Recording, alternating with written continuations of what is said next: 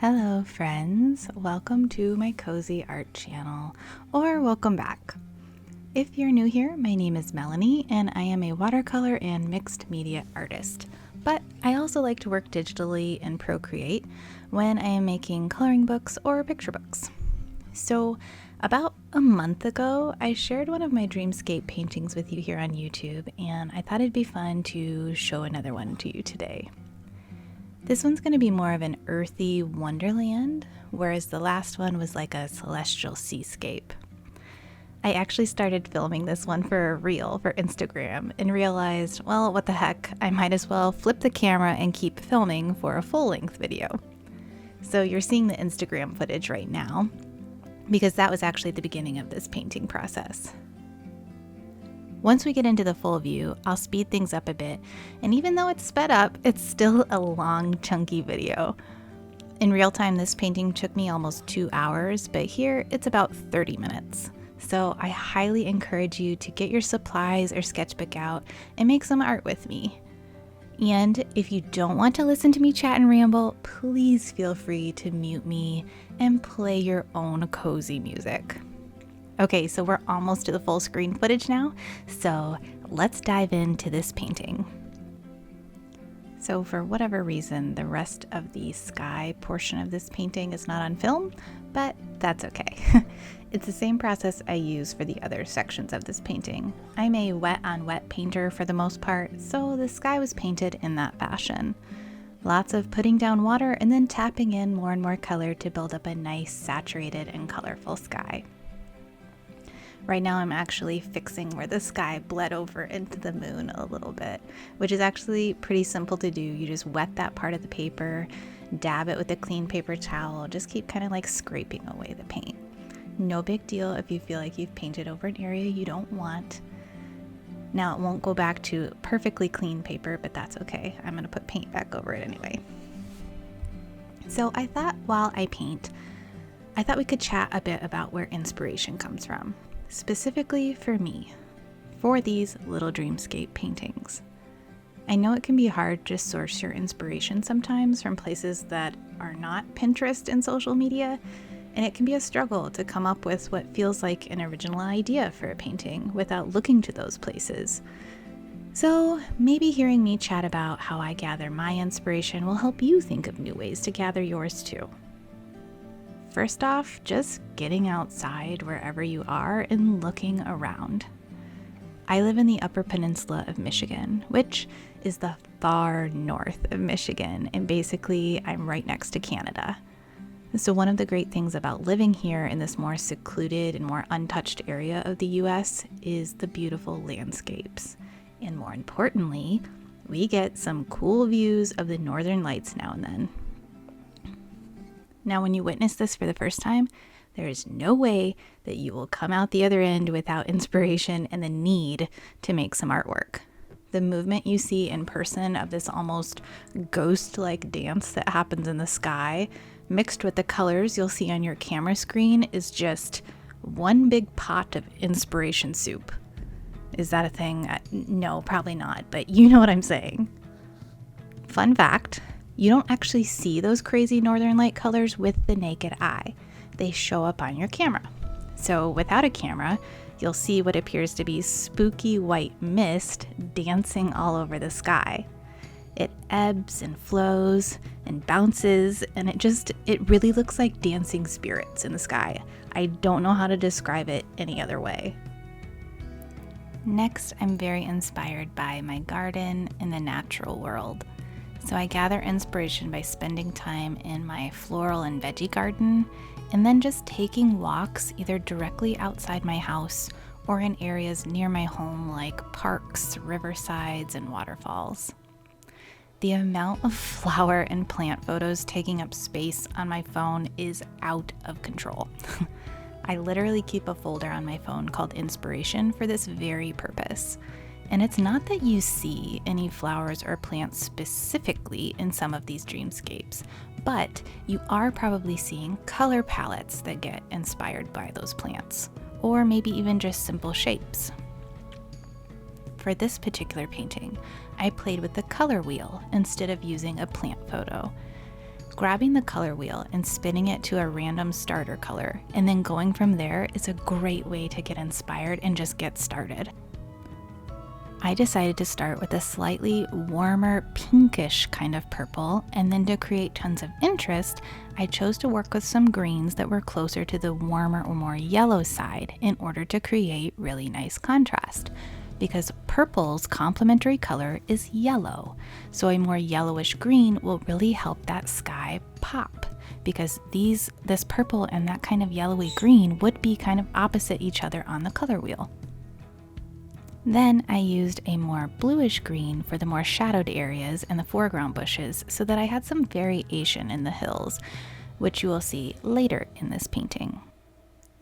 Another huge source for me is travel. I lived in Alaska for a summer and then backpacked across South and Central America in my early 20s. And now as a much older adult, I've been to Africa and Ireland and Mexico again, and those places definitely feed the inspiration bank when it comes to fantastical landscapes.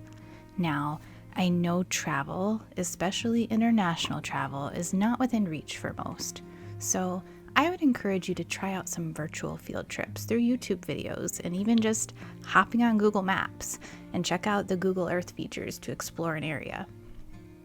Is there a place you've always wanted to visit? Well, go there virtually on Google Earth for now and use that as some inspiration. Okay, the next source might be kind of a weird one, but it's actually thunderstorms. There is something about a dark sky, the sound of pattering rain, booming thunder, and a cozy art space with a lit candle and a warm drink that just brings it out of me. So if there's like a dark, drizzly day here but no thunder, I will literally open up a sound app or a YouTube video with some gentle storm sounds to turn up the vibe. An app that I really like for this is called A Soft Murmur. This isn't a sponsored video or anything. I just find that app really soothing. So I guess you could say weather inspires me.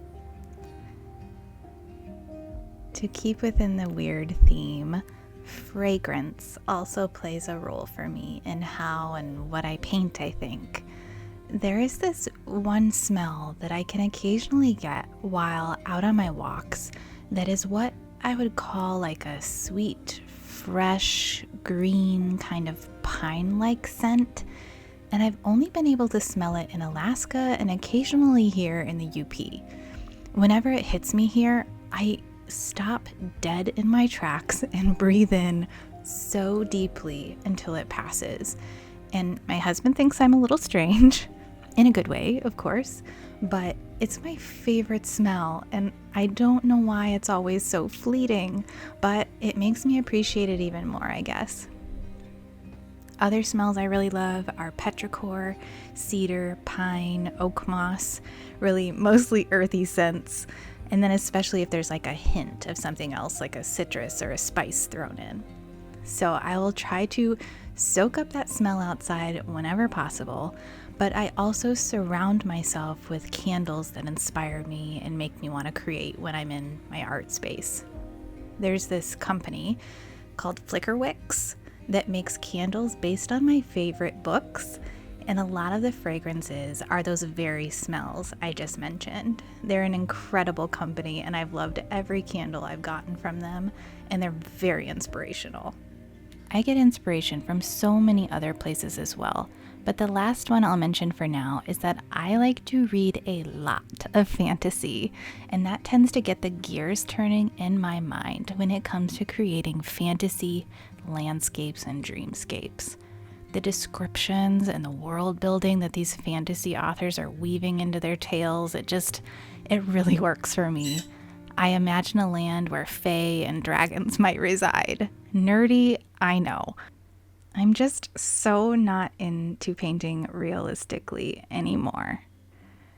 So I've pushed so far against that to the point of almost being on the opposite end now. A couple of my favorite series that really got me into fantasy reading are the Inheritance Cycle, which those are the Aragon books, the Red Rising series, and the Throne of Glass series. You will get completely lost in those worlds and find it hard to come up for air if you love fantasy.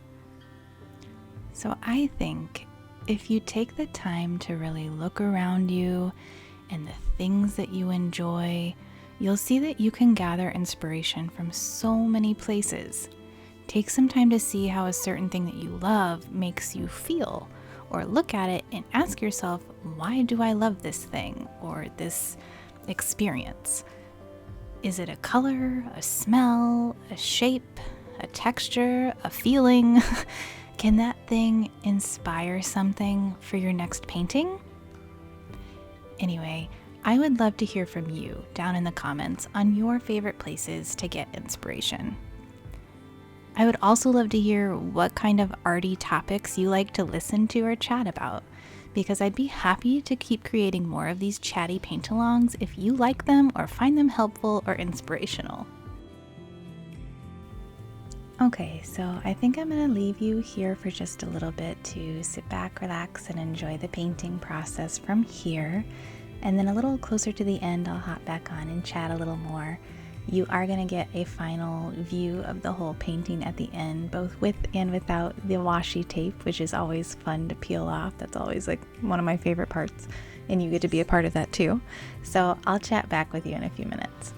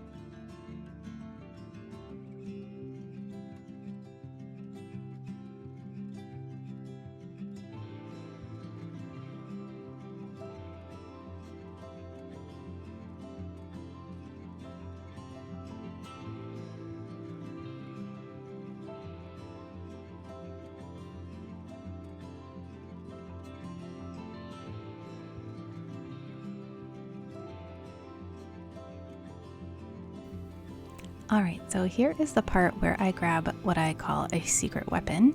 I know some people will be curious about this. I did mention it in my other painting video as well, but if you did not watch that one and you're wondering, this little jar of white paint is a game changer for me personally. It's Copic white.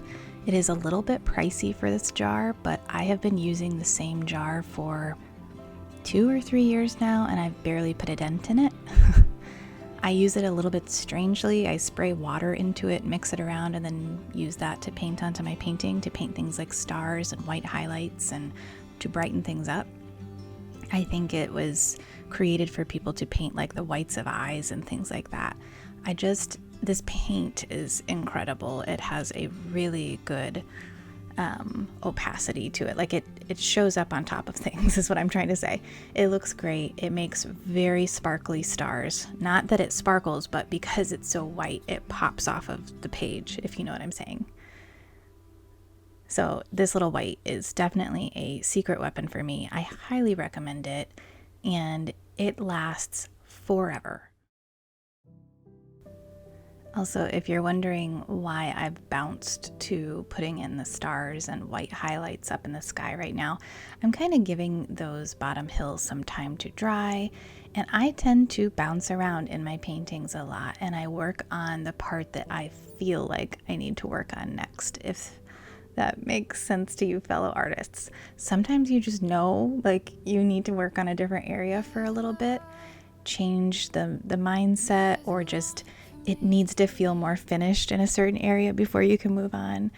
But also, once I've added in the stars to a painting like this, it starts to really come to life for me, and I can envision it a little bit better on what the final product needs to be. This is a part that I clearly love putting in, and so taking a moment to do that in the middle of the painting just works for me. I also like to make sure a few of the stars, at least, are these larger, more like a wishing or guiding star, because that just really makes things even more magical and symbolic and meaningful to me. So that's what I'm doing here. I'm making sure a few of these really pop off of the page. And then once the Copic white and everything else really is perfectly dry, I come back in with my colored pencils and I give things even more definition, and I will even take like a white colored pencil and make even a bit more of a glow around each star, like a soft white glow around them. And that really adds to the effect even more. It took me a long time to learn that little trick, but doing that has really made a difference in the feel of the painting.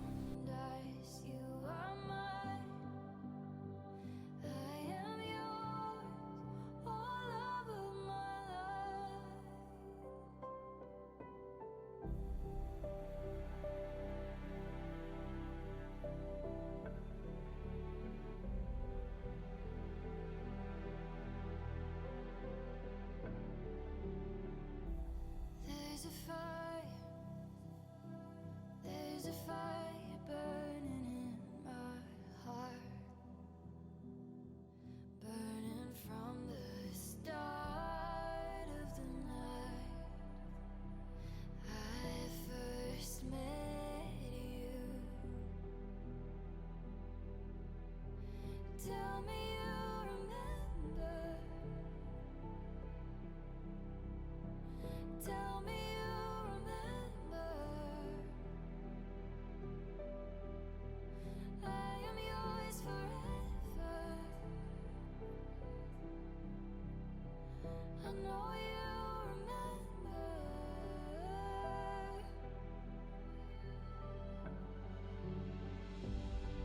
My home is not a house. It's the place where you are found. I'm choosing you instead of everything I left behind.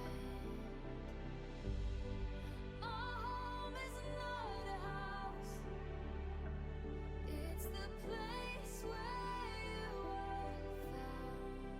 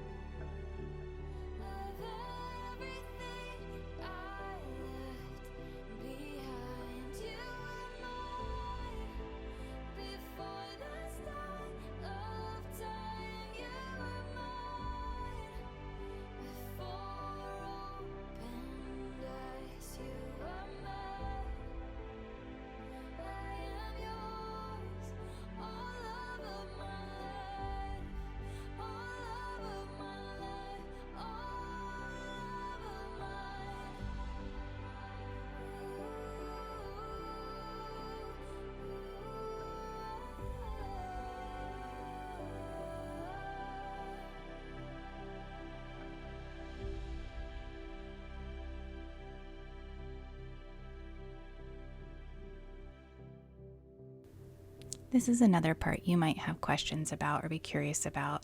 And what I'm doing right now is putting in a very sheer layer of a more shimmery paint. It's kind of a pinkish, purplish shimmer watercolor. And what I do is I put it down with quite a bit of paint. Like, it doesn't look like it from here, but it is. It's hard to show a shimmery paint on camera in a flat view like this. But I'm putting quite a bit down. Then what I'll do is kind of clean my brush off just a bit, and then I soften it out. I kind of soften the edges. So there you see I really put quite a bit of paint down.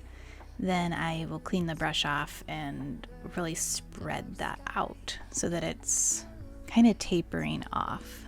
So yep, cleaning off, wiping off so that it's almost a dry brush, but not quite. It's got just enough dampness that it can help push the paint around a bit without scraping it away. If the brush was perfectly dry, it would just lift and scrape the paint away. This is something that you just have to play with and give it a go and practice until you get the feel for exactly how the brush needs to be damp or with a little bit of paint, and what kind of paper are you using, right? So you just have to experiment with this, but it is a really cool effect to add like a final layer of shimmer to things for some magic and enchantment. And then I decided to also put a little bit on the tops of the bushes and things because I'm imagining, like that moon dust, that star dust, the shimmer to be hitting the tops of this landscape. So it's not looking exactly right on camera, but in person it adds a really lovely effect.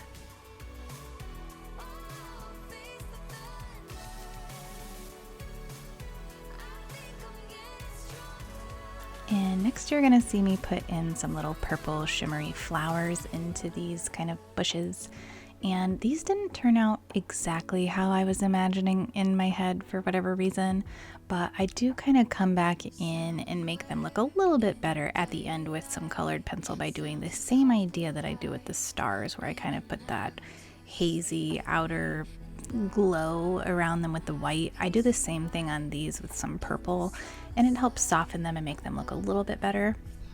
I was like imagining little flowers, but it didn't quite read the way I was hoping, but that's okay. Like, you're learning when you're painting like this, you're experimenting, and I know next time to try something different.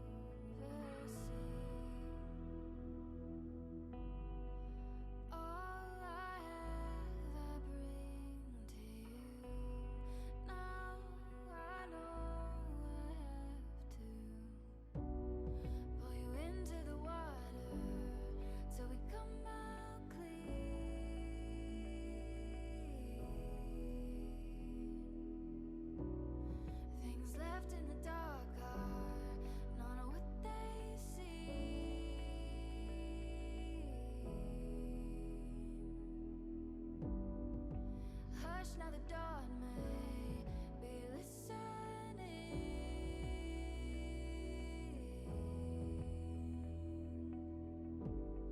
Pull you into the water till we come out clean.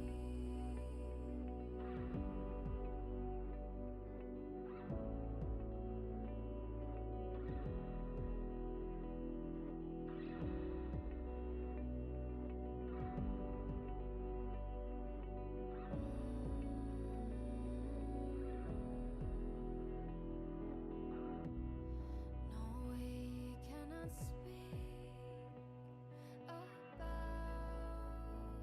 some things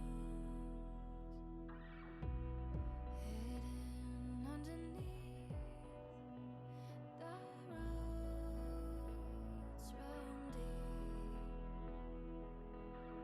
deep.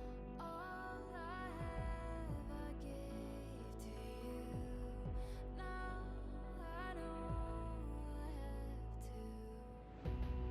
pull you into the water till we come out clean.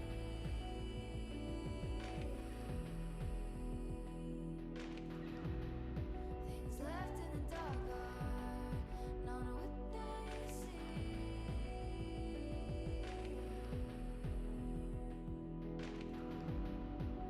Hush now the dawn is listening.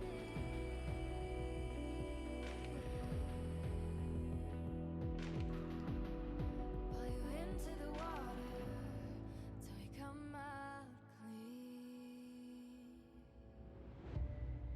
You go as a dream. All right, so this is the final touch here on this painting, just kind of darkening up those corners so that once I pull the tape off, it's got really nice, crispy dark edges.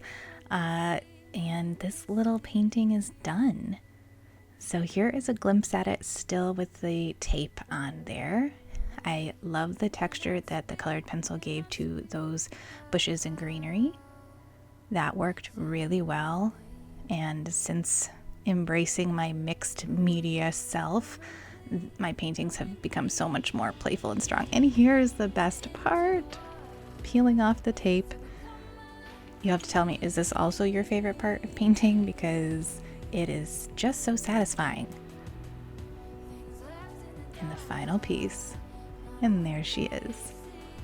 And so yes, I did paint those other two little tiny paintings before filming this part.